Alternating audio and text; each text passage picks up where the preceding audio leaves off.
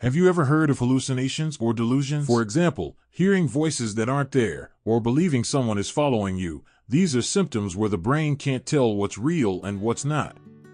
Antipsychotic medications are used to calm down this kind of brain overactivity. They don't cure the mind, but they help reduce symptoms like confusion and false beliefs.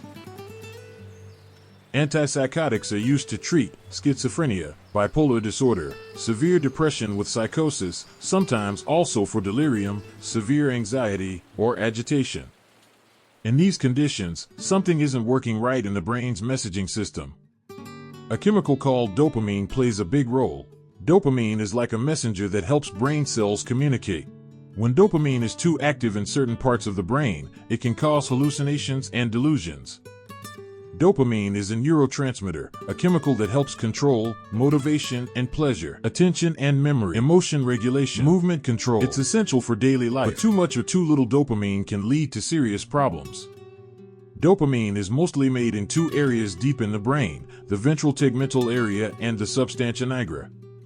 The hypothalamus makes some too, for hormone control.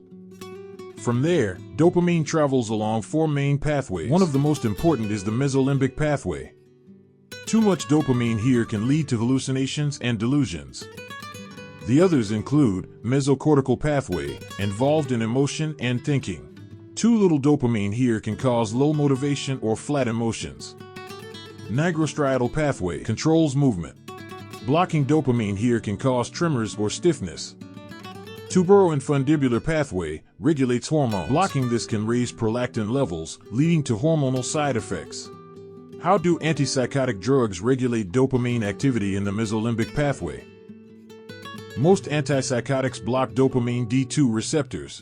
In simple terms, they turn down the volume of overactive dopamine signaling. This helps calm down the brain in areas where dopamine is too strong, especially the mesolimbic pathway. But because the medication affects all dopamine pathways, side effects may also appear. For example, low motivation, movement problems, or hormone changes.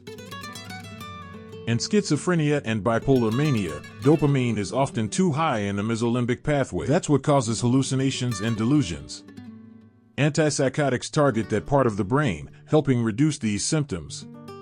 Antipsychotic drugs affect not only dopamine receptors but also the serotonin, norepinephrine, histamine, and acetylcholine systems. It's important to consider both their therapeutic effects and potential side effects.